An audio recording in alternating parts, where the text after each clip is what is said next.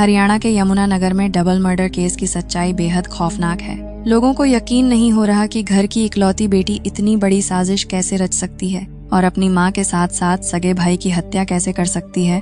आखिर क्या है पूरा मामला, आइए जानते हैं। 30 जून 2024 को हरियाणा के यमुनानगर में रविवार को शाम के समय वहां के लोग अचानक तपसक्ते में आ गए जब शहर के आजाद नगर इलाके में एक मकान से मां बेटे की हत्या की खबर सामने आई। दिन दहाड़े रिहायशी इलाके में यूं किसी की हत्या हो जाना अपने आप में एक बहुत बड़ा सवाल था, और फिर ये मामला तो दो कत्ल का था। दरअसल जिस परिवार में मां बेटे की हत्या हुई थी उस परिवार में केवल 3 लोग ही थे, जिनमें 42 वर्षीय मीना, 23 साल का उसका बेटा राहुल और 27 साल की काजल थी।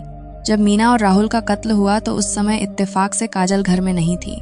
घटना के दौरान जिस तरह कातिलों ने घर के सारे सामान को बिखेर दिया था, उसे देखकर तो यही लग रहा था कि शायद उनका इरादा लूटपाट करने का था, जिसका विरोध करने पर उन्होंने मीना और उसके बेटे की हत्या कर दी।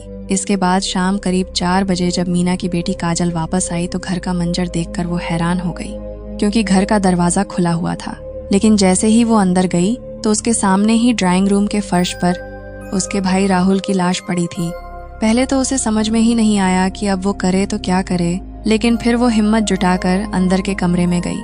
लेकिन वहां उसने जो कुछ देखा उसके बाद तो उसकी रही हिम्मत भी टूट गई, क्योंकि कमरे के अंदर बेड पर उसकी मां मीना की लाश पड़ी थी।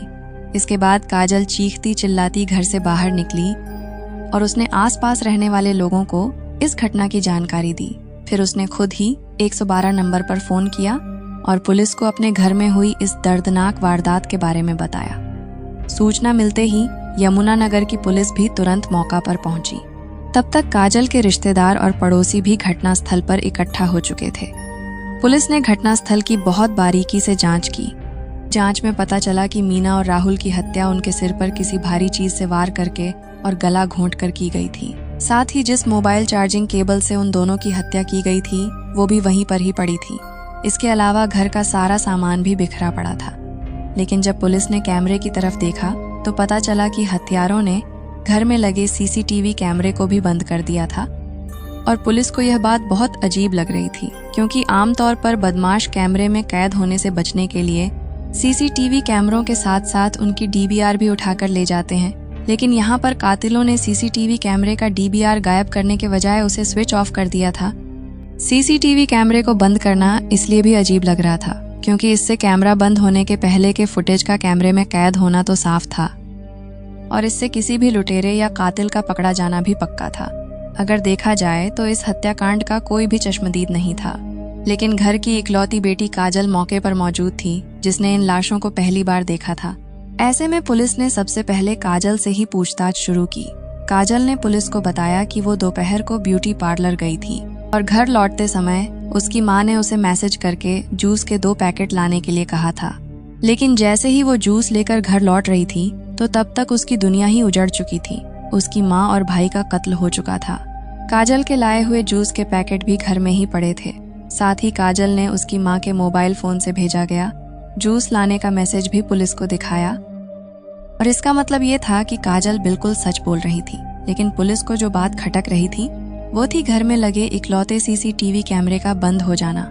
पुलिस ने जब कैमरे को लेकर काजल से सवाल पूछा तो उसने भी हैरानी जताई, क्योंकि काजल के पास भी इसका कोई जवाब नहीं था कि आखिर कैमरा किसने और क्यों बंद किया था। खैर, पुलिस ने इस मामले की जांच को आगे बढ़ाते हुए गली में लगे दूसरे सीसीटीवी कैमरों को खंगालना शुरू किया, और इस कोशिश में पुलिस को 2 अजीब बातें पता चली। पुलिस को कैमरे में मुंह पर कपड़ा बांधे हुए सुबह के समय एक लड़का काजल के घर आता हुआ दिखाई दिया, और फिर कुछ देर बाद वही लड़का घर से सामान लेकर बाहर जाता हुआ भी दिखाई दिया। लेकिन हैरानी की बात यह थी कि इस फुटेज के मुताबिक तो काजल खुद भी उस समय घर में ही मौजूद थी, और फिर उस लड़के के घर से निकल जाने के बाद काजल भी घर से बाहर जाती हुई दिखाई दे रही थी। लेकिन अब सवाल ये था कि आखिर वो लड़का कौन था जो काजल के घर आया था। और इस लड़के के बारे में पूछे जाने पर काजल थोड़ी घबरा गई। पुलिस को घर का सीसीटीवी कैमरा बंद होने पर हैरानी तो थी ही, साथ ही लड़के के बारे में पूछने पर जब काजल नर्वस हो गई तो पुलिस के शक की सुई काजल की तरफ घूम गई। पुलिस ने जांच में पाया कि घर में लगे सीसीटीवी कैमरे को घटना वाले दिन सुबह ही बंद किया गया था। जबकि काजल के बयान के मुताबिक उस समय तक तो लुटेरों ने घर पर धावा भी नहीं बोला था और न ही किसी का कत्ल हुआ था। और इसका मतलब था कि ये कैमरा घर के ही किसी व्यक्ति ने बंद किया था, जबकि काजल का कहना था कि वो दोपहर 2 बजे के आसपास घर से निकली थी और तब तक सब कुछ ठीक था और करीब 3 बजे तक वो घर वापस लौट आई थी। यानी काजल बता रही थी कि ये हत्या 2 से 3 बजे के बीच ही हुई थी। इधर पुलिस ने मीना और राहुल की लाशों को पोस्टमार्टम के लिए भिजवा दिया था, लेकिन जैसे ही पोस्टमार्टम रिपोर्ट सामने आई तो पुलिस को यकीन हो गया था कि अपनी मां और भाई के कत्ल को लेकर काजल झूठ बोल रही है, क्योंकि पोस्टमार्टम करने वाले डॉक्टरों के मुताबिक उन दोनों की हत्या लाशों को पोस्टमार्टम के लिए ले जाने से करीब 6 से 7 घंटे पहले हो चुकी थी, यानी सुबह 10 बजे के आसपास। और अगर इस हिसाब से देखा जाए तो इस वारदात के दौरान काजल घर में ही मौजूद थी। हालांकि पुलिस को काजल पर पहले भी थोड़ा शक था। जब पहले देखा था तो लग रहा था कि शायद यह लूट का मामला है, लेकिन जब पूछताछ में सारी बातें सामने आई और गली में लगे कैमरे को खंगाला गया, जिससे पुलिस को यकीन हो गया था कि कोई ना कोई गड़बड़ जरूर है, यानी इस हत्याकांड में काजल का ही हाथ है। इसके बाद पुलिस ने बिना देरी किए काजल को हिरासत में ले लिया। पुलिस ने उसका मोबाइल फोन भी अपने कब्जे में ले लिया और जांच के लिए उसकी कॉल डिटेल्स निकलवाई। साथ ही पुलिस ने काजल की मां और उसके भाई के मोबाइल फोन की लोकेशन की भी जांच की। लेकिन पुलिस ये देखकर हैरान रह गई कि दोपहर को जब उसकी मां के मोबाइल फोन से काजल के मोबाइल फोन पर जूस लाने का मैसेज भेजा गया था, तब उसकी मां का फोन उनके घर पर नहीं बल्कि काजल के पास ही था, क्योंकि उन दोनों के मोबाइल फोन की लोकेशन एक साथ ही थी और वो दोनों फोन घर से बाहर थे। यानी अब ये भी साफ हो गया था कि काजल के जूस लाने की कहानी भी झूठी और मनगढ़ंत थी, और ये कहानी काजल ने पुलिस को गुमराह करने के लिए खुद घड़ी थी। उसने खुद को अपनी मां के मोबाइल फोन से झूठा मैसेज भी भेजे थे। और अब इतने सारे सबूतों के सामने आने के बाद पुलिस ने काजल को अरेस्ट कर लिया। इधर काजल के पास भी झूठ बोलने का और बचने का कोई रास्ता ही नहीं बचा था। लेकिन अब सवाल ये था कि काजल ने अपनी मां और छोटे भाई का कत्ल क्यों किया था? आखिर अपनी मां और भाई से उसकी ऐसी क्या दुश्मनी थी? वो भी तब जब उसके परिवार में कुल मिलाकर सिर्फ 3 ही लोग थे और अब मां और भाई के मारे जाने के बाद वो बिल्कुल अकेली रह गई थी। दोस्तों, इस सवाल का जवाब काफी हैरान कर देने वाला है, लेकिन पहले यह जानना भी जरूरी है कि आखिर काजल ने अपनी मां और भाई की हत्या कब और कैसे की। दरअसल काजल ने अपनी मां और भाई को मारने की साजिश पहले ही रच ली थी और इस साजिश में उसने अपने एक ममेरे भाई कृष को भी शामिल कर लिया था। रविवार की सुबह जब काजल का भाई राहुल सेविंग करवाने के लिए घर से बाहर गया हुआ था, तो उस समय काजल ने कृष को अपने घर बुला लिया।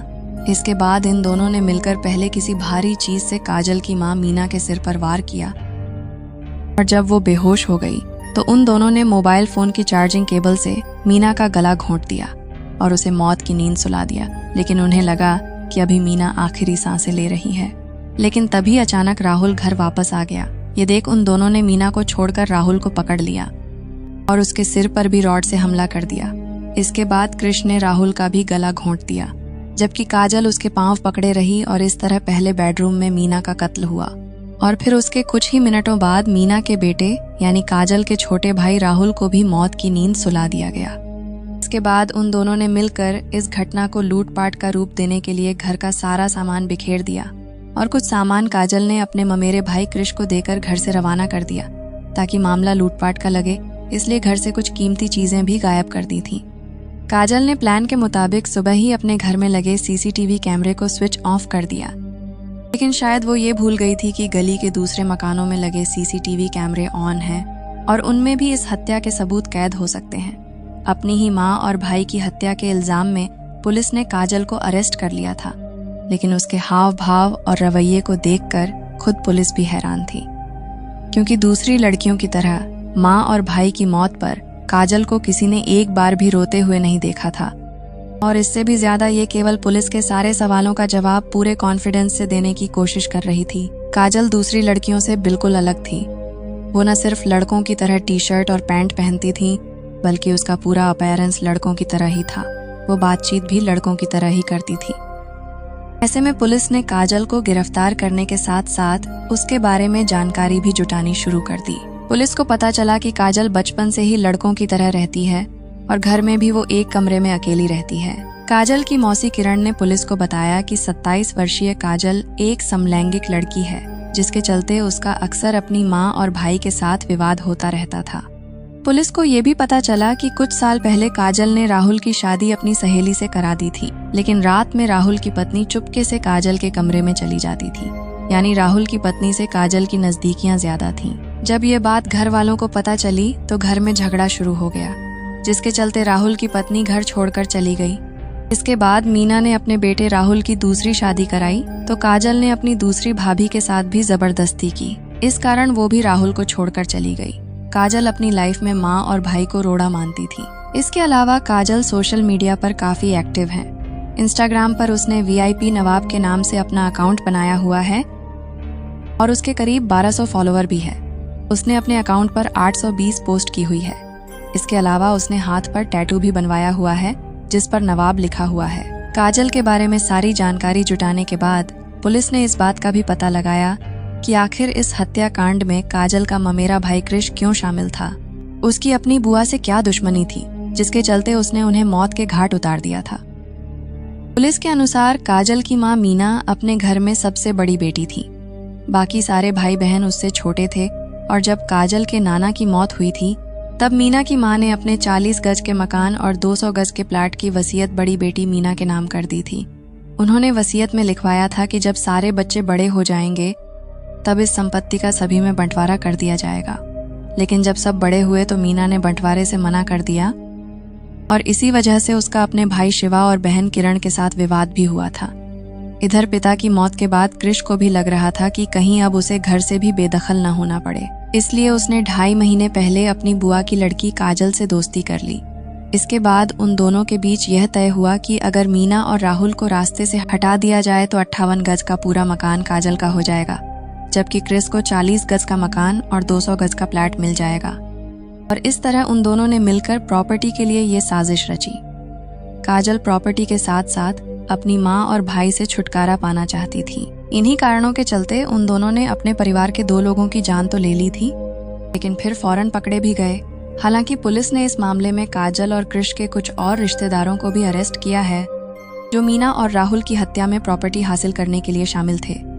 आरोपी काजल की गतिविधियों पर पुलिस को शुरुआती जांच में उस समय ही शक हो गया था जब काजल के अपनी माँ और भाई के शवों को देखकर न तो उसकी आंखों में कोई आंसू था और न ही उसके चेहरे पर अपनों को खोने का गम दिखाई दे रहा था।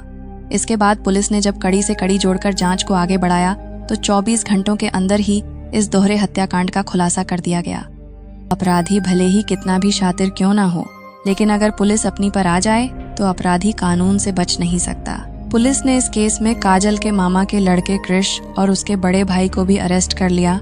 थाना शहर यमुनानगर SHO जगदीश चंद्र का कहना है कि काजल और कृष को रिमांड खत्म होने के बाद कोर्ट में पेश किया गया, जहां से दोनों को जेल भेज दिया गया। इस केस में कृष के बड़े भाई ईशांत को भी गिरफ्तार किया गया। वो भी इस हत्या की साजिश में शामिल था। उसे मीना और राहुल की हत्या किए जाने की पूरी जानकारी थी। इस कहानी को सुनाने का उद्देश्य किसी का दिल दुखाना नहीं, बल्कि आपको सचेत करना है और आपको जागरूक करना है। दोस्तों, इस पूरी घटना के बारे में आपकी क्या राय है, हमें कमेंट बॉक्स में जरूर बताएं। धन्यवाद। मिलते हैं ऐसे ही किसी नेक्स्ट क्राइम स्टोरी में। तब तक के लिए बाय बाय, टेक केयर, अपना ख्याल रखें।